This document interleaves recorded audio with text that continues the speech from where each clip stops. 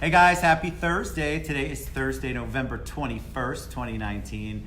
I am super excited that we are going to do a beautiful show with the one and only Renee Rose. Very excited. We just had a little snafu. You know, the club can be a crazy place sometimes earlier in the week.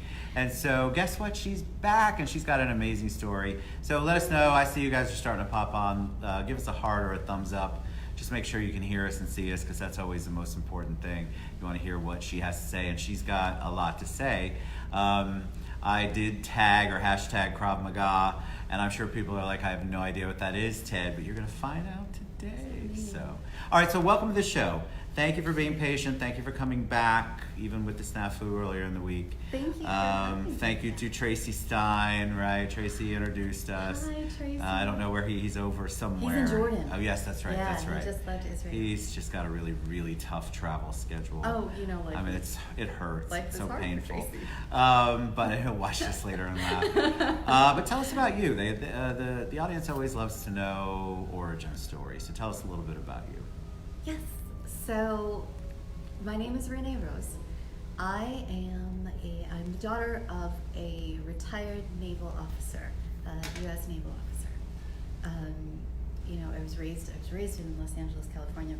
Some of my first memories in being in kindergarten and walking to school, taking care of my little brother. In kindergarten, I was in kindergarten. Isn't that weird? Like, no, it's funny what you remember, right? Protecting my baby brother, who's now 6'5" and does not need protection at all. No 6'5", yeah, no. But I am, I think my mom is watching too. I'm my father's daughter. Wow. My father has friends in like all the elite military forces, SEALs, and is former federal security for the U.S. So when you say you're your father's daughter, what does that mean? To tell you, so like sitting around the table playing poker with these guys, and it's like, you would have made a fantastic soldier. Well, you've got poker face. Yeah, no, I'm really bad. So I am my father's daughter, in everything that means. Commitment to things, following things through, keeping your word. All of that's very important. Protecting other people. That's really what his life is based on. And so again, just pointing back to my little brother, and I've always been that nurturing, but also somebody who looks for fairness and really just like the truth in the world, right? Did you want to be in the military like him? I did actually. At one point, when I was in university, I said to my father, I'm going to join the military. And he said, oh no, you're not. You may think you're not. No, we don't want you. Well, so, because he knows the real nitty gritty, I'm sure, and didn't want his princess, his baby girl, whether you're tough or not, to maybe have to deal with that, I guess. Sure. Yeah. So, in the end, it ended up with knives and guns and all those things anyway. So. I can't wait to talk about knives and guns. Yeah. I had somebody message me earlier right before the show. Tell me again about this Krav. Is that the thing you smoke? No, that's Kratom. It's not Krav Maga, so we're going to talk about or Kratom something. They didn't understand, so Renee is going Hebrew, to take you through it. Right. But so what did you want to be when you grew up, other than your like dad? You thought about the military, but then what was your first foray as an adult into the working world? My background is in biochemistry. And I've done multiple things with that in the nutraceutical industry, the fitness and wellness industry, anti-aging, all of that. And I'm a person who likes to pursue things, master them, and then move on. There's so many adventures in life, right? You're a collector of adventures. I love adventure. I love challenge. I love extreme challenge and extreme sport, and that's really sort of a little bit of where Krav Maga came in. But bikini competitor, which is, it sounds like, if you remember Hawaiian I love Tropic, that. If you remember Hawaiian Tropic, yes, but it's of course. not like that with muscle, and there's just a lot of manipulation. So you were almost a bodybuilder? It's considered for all intents and purposes bodybuilding, but it's really just biohacking of the body and competing on stage. So the sport is in all the things it takes to get up to that point. There's a lot of mental toughness involved, right? So I qualified nationally, and I'd done the things that I wanted to do, and I was like, well, where am I going to go from here? Because I love personal challenge, and have always loved extreme sport and snowboarding. Like, I can't ski, but I can snowboard. So I wanted. I'm also a Jewish woman.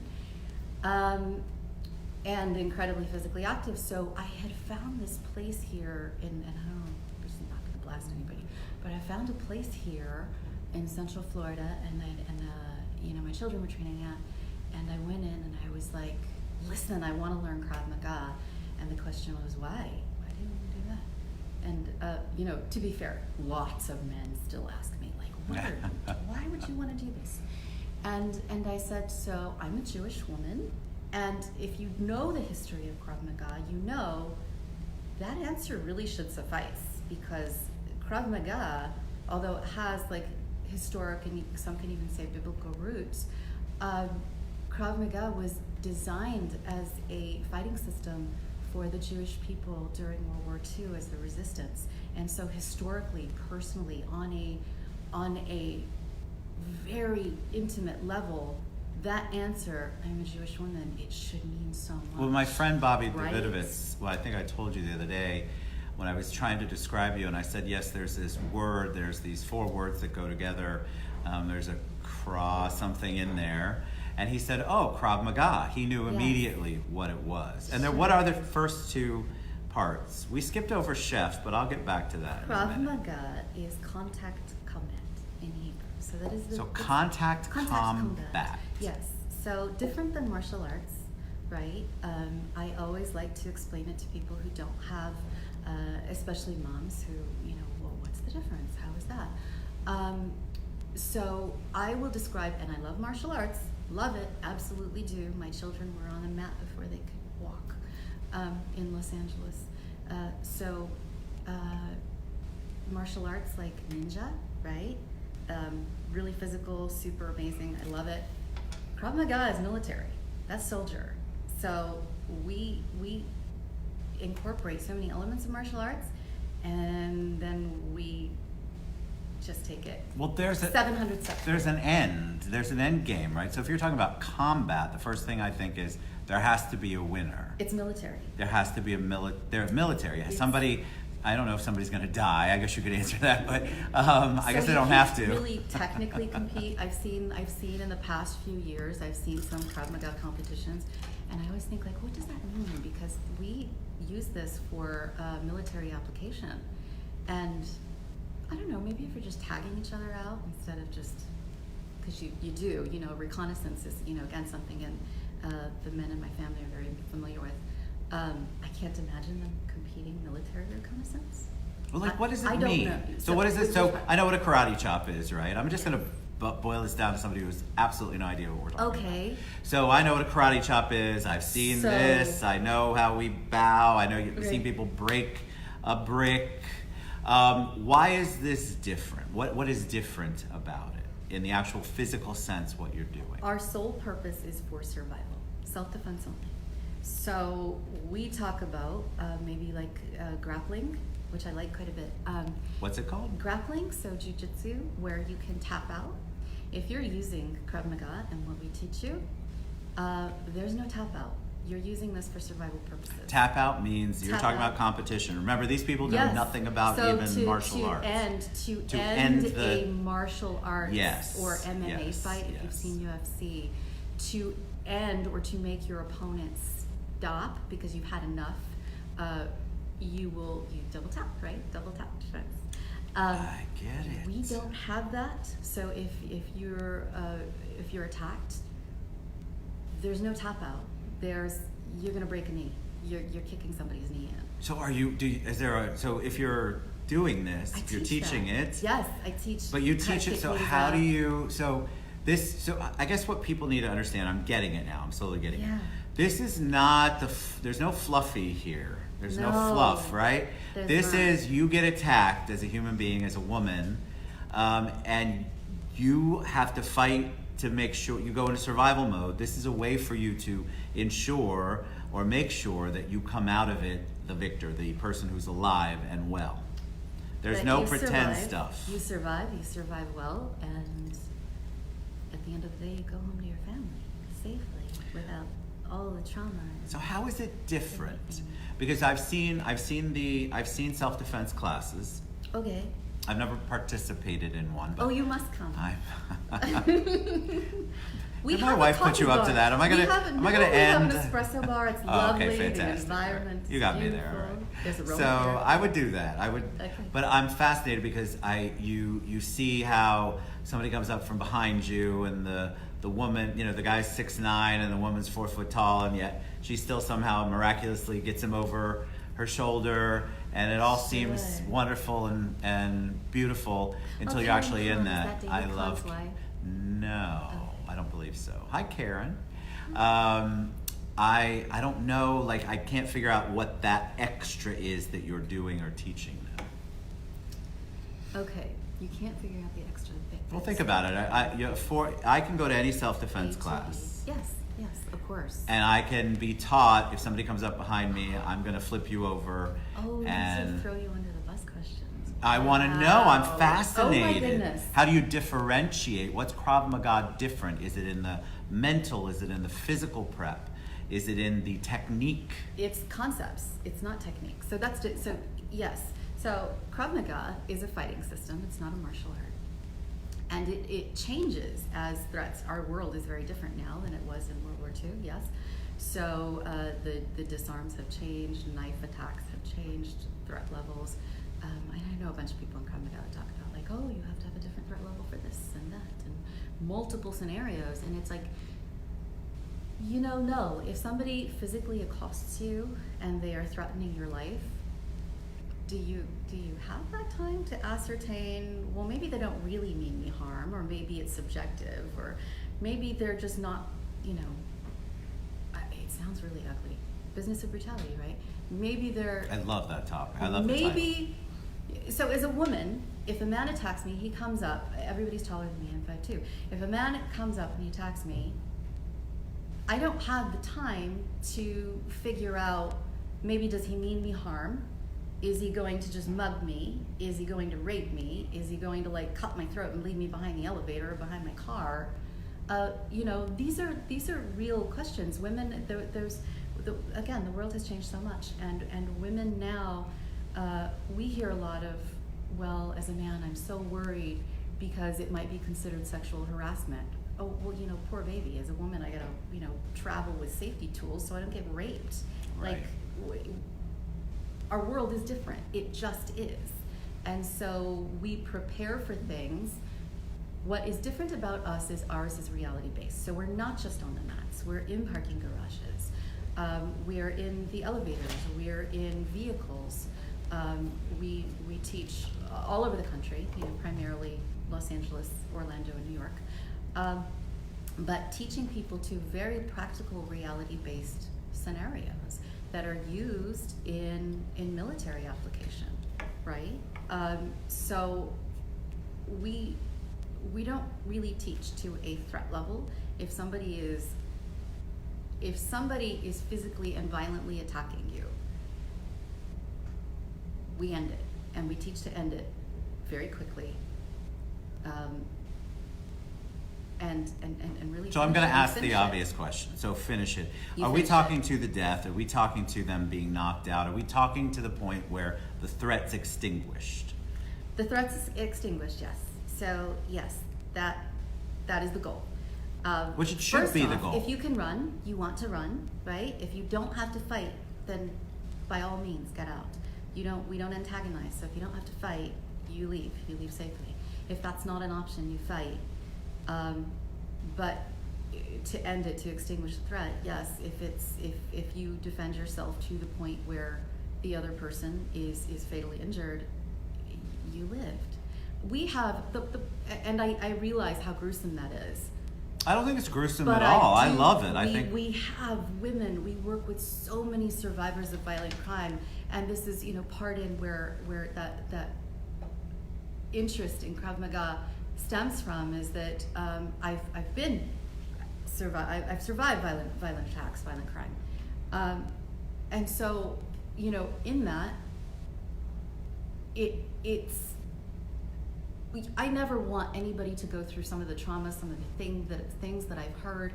Women come in and they find us and they're shaking. Sure. They will. We have women and people who will fly in from all over the world to come and train with us. People who are part of active court cases, that they know what we do and the kind of environment that we offer. And it's, no, I can't. So the first question, I can't teach them to just go and kick, just stun them and run, because you don't know what's going to happen. what about your health, your fitness level?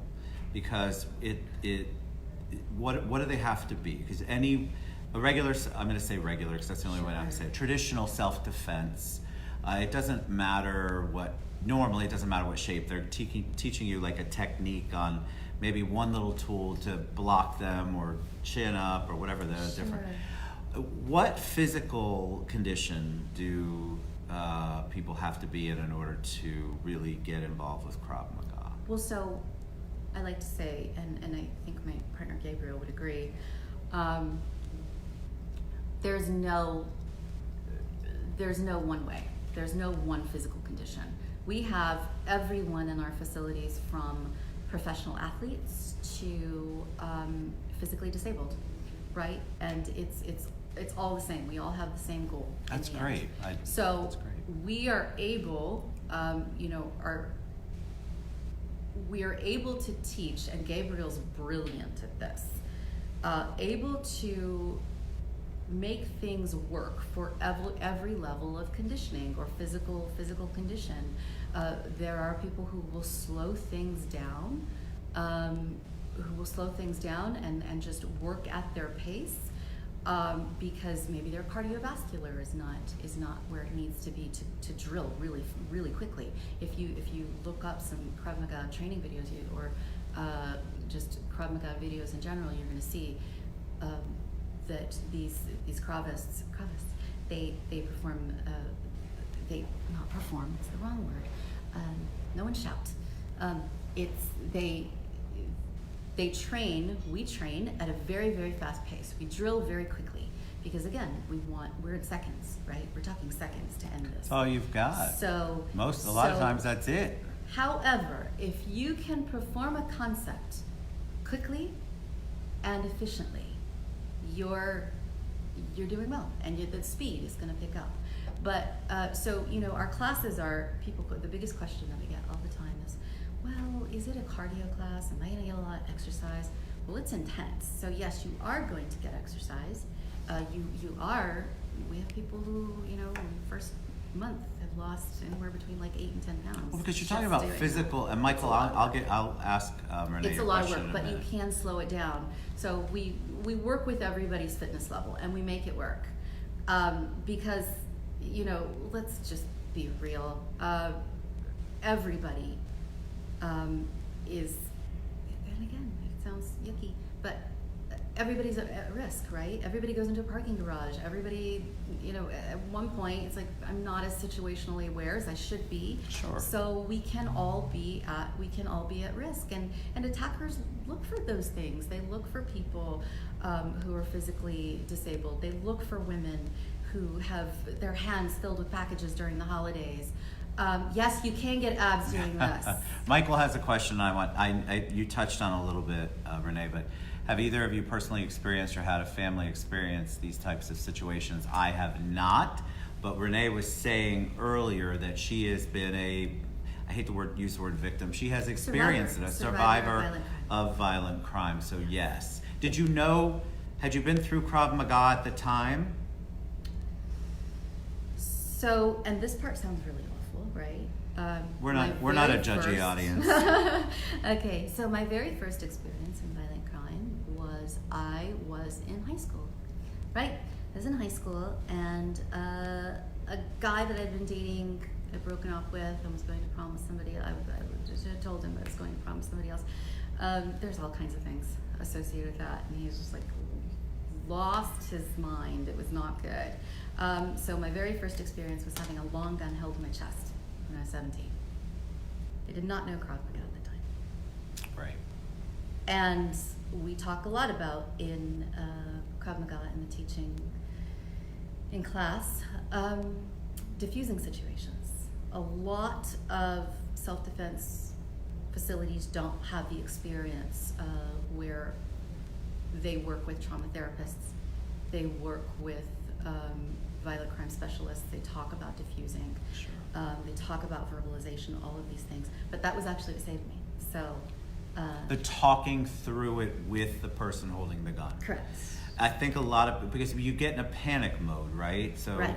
there's no way your adrenaline's going, all of your basic instincts start to kick in. You don't know how you're going to react. That's why having the tools, understanding the concepts, Of course, is so critical to be able to survive that. definitely. So like this is where, no, I did not have Krav Maga experience, but I had experience with guns. You know, like I said, I'm my father's daughter, and my father, you know, holds it together. And so being able to use what I did know, and in that particular situation to be able to leave, to be able to get out of it and just end it. It was important. And then as I got a little bit older, like realizing, so I had that. A lot of women don't. Right. We're raised to be polite. We're raised to hug anybody that gives us a hug. Right. We're raised to think like, he put his hand up my skirt, could you have misinterpreted? I actually had an employer say that to me. Could you have mistaken it? Insanity. I know, it goes You on know, 24/7. Wow. Could you have, it's just, women don't always get that opportunity. And so like, this is where it's just, you know, the conversation of the Business of Brutality, that, you know, what we do and what we do differently is we're 50% female owned. Yay me. Yay. How has that been? We touched on it a teeny bit yesterday, Yeah. because I think most people, when they think of self-defense, which this is not, but it's in that whole little, this is a completely different level of that, but it's in that genre of taking care of yourself, protecting yourself. Sure. You think of a man teaching the class. Yeah. I don't, but most people would think of a man. And we have. Is it a challenge for you as the business owner? Oh my gosh! Yes, this is Ted. This is more throwing you under the bus. No, I want to know. I bet people are. I guarantee you, people are thinking. I'm gonna go back. Well, because I think that people will. What I don't want people to walk away from is she's got all of her S together. She's 1,000% on board. Of course, she is 50% owner, and then they'll walk away. I don't want them to not know that there are challenges. There are a lot of challenges, yes, in running this. One, there are not a lot of women in Krav Maga. Like my former profession, the culinary industry, it is dominated by men. It's dominated by incredibly aggressive men. Men who have shouted at me. But you know. I bet if they know you knew Krav Maga, they wouldn't shout too loud. No, they still they know. They know. In fact, they're in it. And so sure. There's lots of challenges because, you know, we talked about the element of surprise the other day, and it's like the eyelashes and the full makeup, right, and like the boudoir stuff that I've yes, done, and bikini competition, and it's like she is. You cannot take her serious. What is going on there?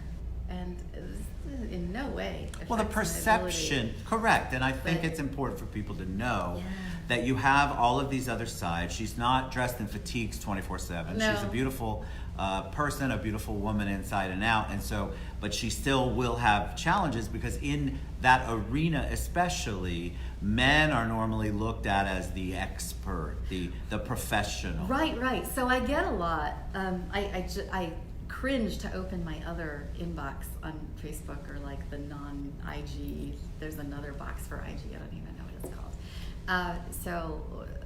Yeah, just notifications in general I've turned off completely. But I apologize, guys. So I get a lot of heat. Like women's self-defense is such garbage. You're giving them a false sense of confidence. And you know what I want to say? I want to say, come and find me. Yeah. Well, Come to one of our schools. Why wouldn't you want to give Come them and see what some we're confidence doing, is better than no because confidence. They're learning, and they're learning a quality education, and like, you know, my eyelashes or my makeup has absolutely zero to do with my ability. So, you know, we do get a lot of that of like, why are you teaching to women? And what I always end up saying, well, I stopped answering a lot of these eventually, but I always say, you don't realize that one, the way men have typically marketed self-defense, or they still continue to market self-defense to women, is with statistics, right? Is with statistics about how we're going to be attacked, we're going to be raped, we're going to be murdered if we don't go to their class. Okay. Number two, it's the same stock photo, the exact same woman getting attacked from the back, and it's like, do you know what? Okay, you and I have a thing for shoes, right, Dad? We certainly do. So if somebody tries to sell you on like Louboutins, you're going to spend like, you know, $1,200 on Louboutins because the Chanel's are going to kill you because your heel's going to fall. Right. Do you really believe that? Or I mean, we get tired. Like, we're pandered to so often. It's excruciating. We're the way they want to sell it is because they think we should be afraid. And we're just different that way. No, I'm gonna buy something because it's beautiful and it makes me feel good and it's shiny and. So if someone's out there thinking right now, it's fun. It's fun. It's a good time. They're thinking about. They're like, all right, I like what Renee has to say. What do they do? And we'll share all your information, but I'm just curious. Like, what's the first step? They call. You have a school. We have schools. Okay, you have schools. We have schools, and we're all over the place digitally. So you can call, you can text, you can email, you can DM through IG, LinkedIn, Twitter, Facebook, TikTok. I just heard about that. Oh yeah. TikTok. We're really easy to find. We are in Los Angeles. We are in Central Florida, Orlando, Winter Park, and most recently Lake Mary. It's like our soft opening. That's one of the facilities that we own. It's a little rough right now. Construction is like. Oh, out Lake Mary. Yeah, it's right outside of Heathrow, between Heathrow and Lake. It's a lot going on. Yeah, but that's beautiful. So we will. So there's plenty of opportunities. Tactical operations, and we're locally owned. We are locally owned. Oddly enough, we're just everywhere. So what do you do for fun and relaxation? What?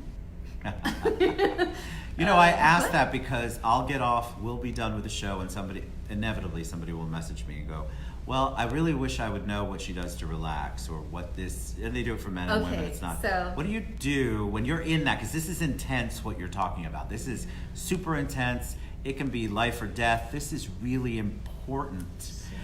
So what do you do in your life to distract from that, for lack of a better word, or immerse yourself in something else? Right. So you sort of need balance a little, as much as possible anyway. I work a lot, but I love work. I'm so passionate about helping other women and people just create that strength and realize that they can take care of themselves and they don't need someone else to do it for them. So I love that. I do a lot of that. But also, training, working out is great.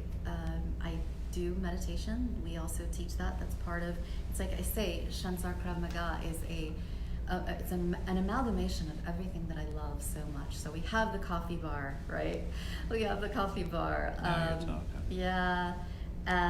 We do meditation. We have Pilates, equipment Pilates, not the mat.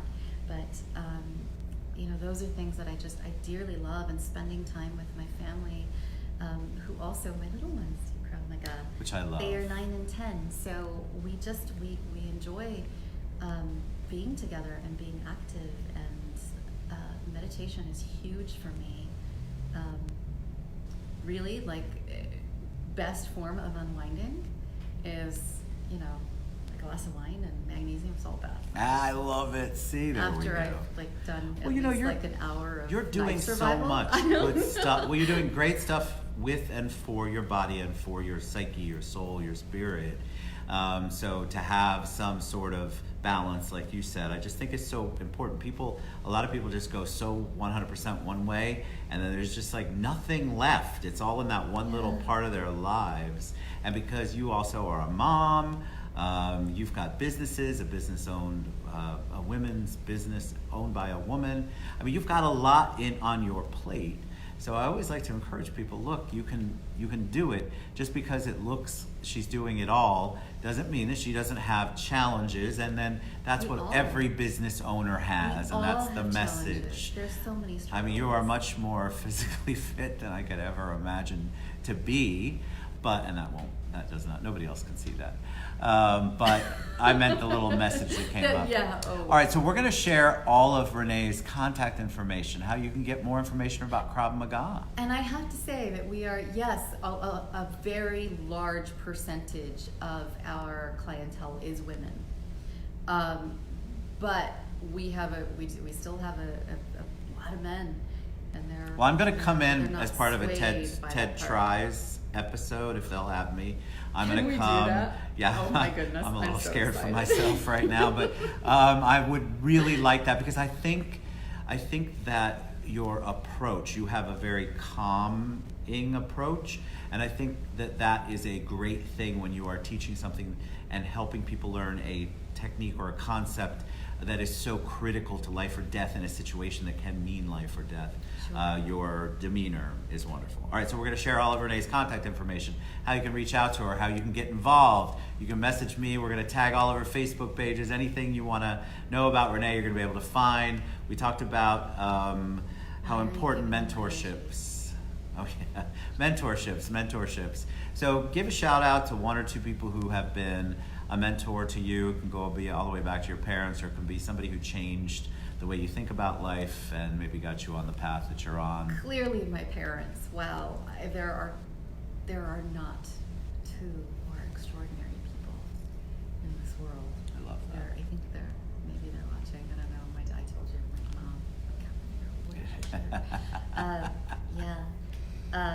They are absolutely amazing. My business partner, Gabriel Mora, who this would not be a company without him. One of the most skilled professionals in this industry. He's also a workaholic, but phenomenal. One of the youngest and highest ranked master certified instructors in the Krav Maga street defense system in the world. Wow. Yes, he's super cool. And just he's like really passionate, equally passionate about what we do and the message, and works really hard to make everything happen. He had stuff going on, a lot of personal stuff when the company was being founded, and he literally just put everything on his shoulders and just made it happen. That's awesome. Tracy Stein. Tracy Where Stein. are you, Tracy? So yeah, Tracy, who's out here in Orlando, and there's so many people who've been really supportive, and not just that questioning of suspicion. Why do you do what you do? Right. Because it's good, because it's God's work, people. This is why. That's why. I like it. Why is that a question? Right.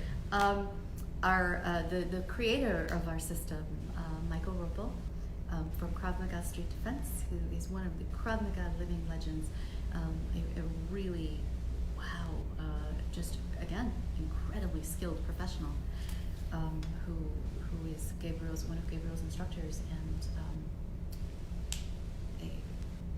has a really phenomenal background, interesting stories, and interesting. I bet people are going to say that about you too.